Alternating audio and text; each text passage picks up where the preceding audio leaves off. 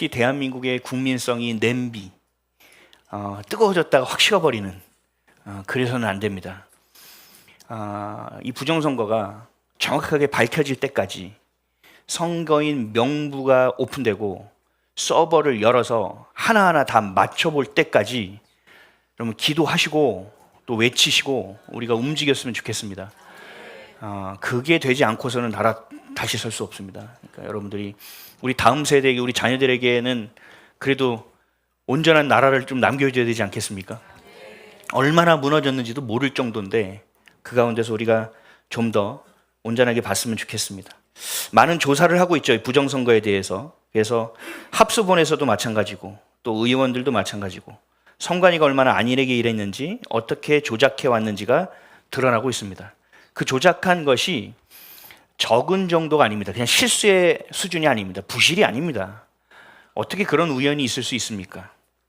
정확하게 해야 됩니다. 부실 선거가 아니라 부정선거입니다. 그리스도인에게 있어서 삶의 기준은 하나님의 말씀이죠. 말씀의 통치 가운데 있어야 되는 것처럼 이 대한민국의 기준은 헌법에 있습니다. 이 헌법이 무너지면 안 됩니다. 기초 질서가 있어야 됩니다. 그런데 이 대한민국의 기초가 심각하게 왜곡되고 무너졌습니다. 경계하고 우리가 다시 세워야 됩니다. 제가 몇 가지를 살펴보니까 이렇더라고요. 대한민국 헌법 제1조 2항, 대한민국의 주권은 국민에게 있고 모든 권력은 국민으로부터 나온다. 이 헌법의 가장 기본적인 법칙입니다. 이 대한민국이 세워진 가장 근간입니다. 뿌리입니다. 그런데 이것이 부정선거로 인하여 완전히 유린당했습니다. 대통령이 해야 될 가장 중요한 일은 헌법을 수호하는 일입니다. 헌법을 수호하는 일. 그래서 윤석열 대통령도 국민에게 그 작금의 상황을 알려주기 위해서 비상벨을 울린 것, 비상계엄을 했던 겁니다. 사실 비상계엄도 헌법에서 명시한 대통령의 고유 권한입니다. 이것을 내란이라고 말하는 것 자체도 이미 헌법이 유린당하고 있는 겁니다. 국민의 주권을 우습게 여기는 그 참정권이 훼손되었음에도 결과가 다르지 않으니까 상관없다라고 얘기하는 것 자체가 이건 문제가 있는 겁니다. 그러면 열어보면 끝나는 일인데 굳이 열지 않고 있다라는 것, 누가 봐도 짜고 맞는 것 같은 데이터가 우연이라고 말하는 것, 이것은 밝혀져야만 됩니다. 헌법을 수호해야 하는 대통령이 헌법을 지키지 않는 것만 아니라 어기기까지 합니다. 헌법 제3조입니다. 대한민국의 영토는 한반도와 그 부속도서로 한다.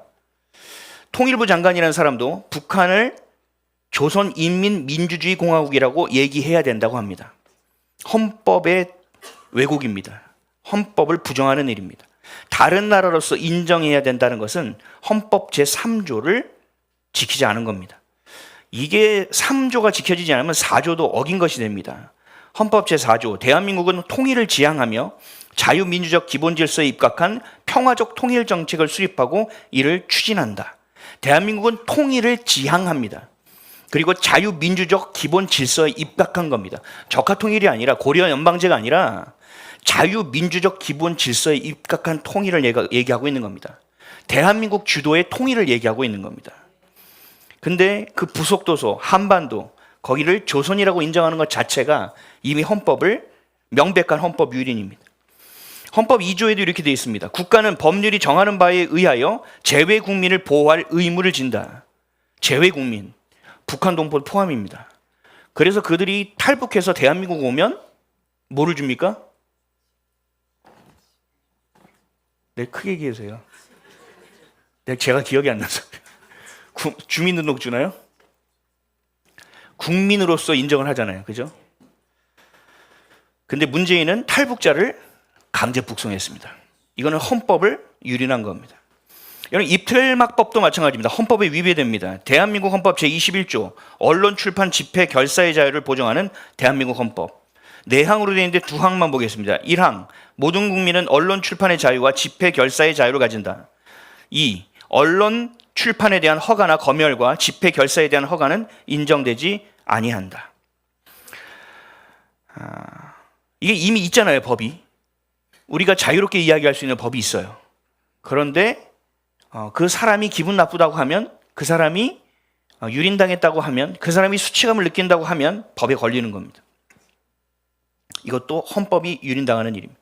우리 코로나 때도 마찬가지였죠.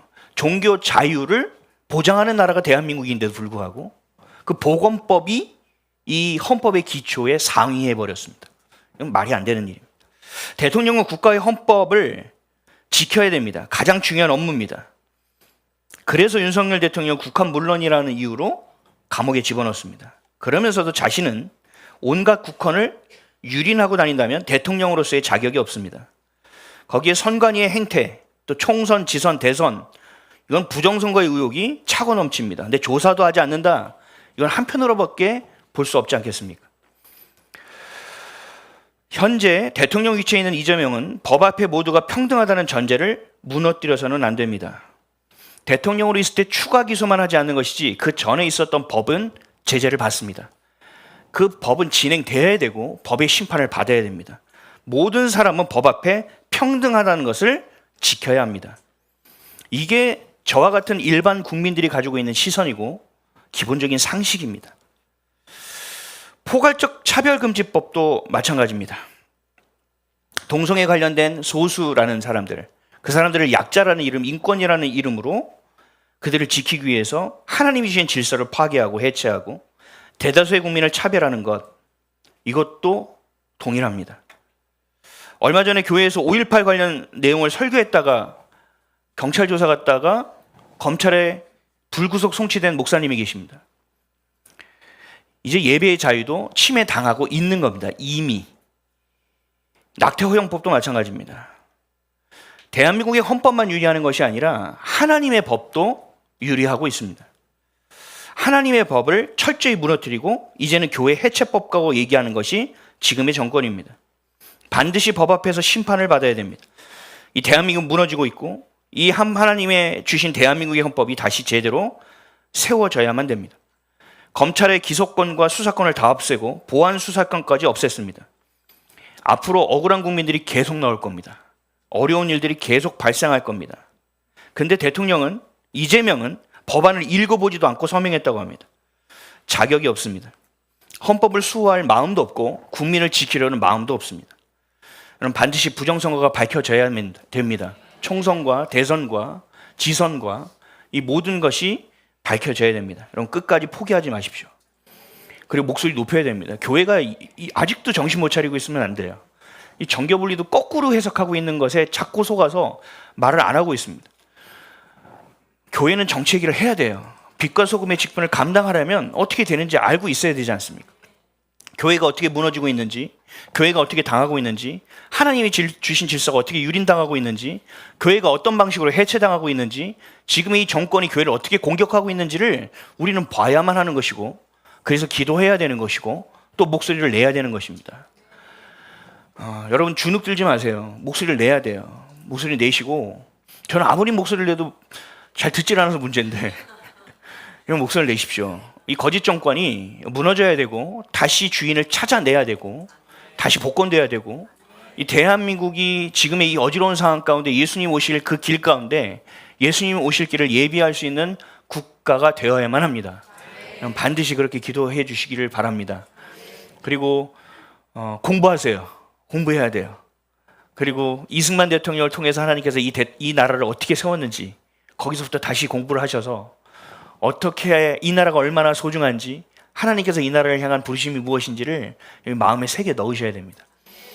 이 나라의 하나님의 복음이 뿌리까지 다 또 열매까지 복음으로 채워질 수 있는 나라가 될 수 있도록 우리 다음 세대에게 진짜 교회를 남겨주고 왜곡되지 않은 복음을 전수해 줄 수 있는 대한민국이 될 수 있도록 끝까지 포기하지 않고 낙심하지 않고 기도하는 목소리 내는 저와 여러분 되시기를 예수 그리스도의 이름으로 축복합니다.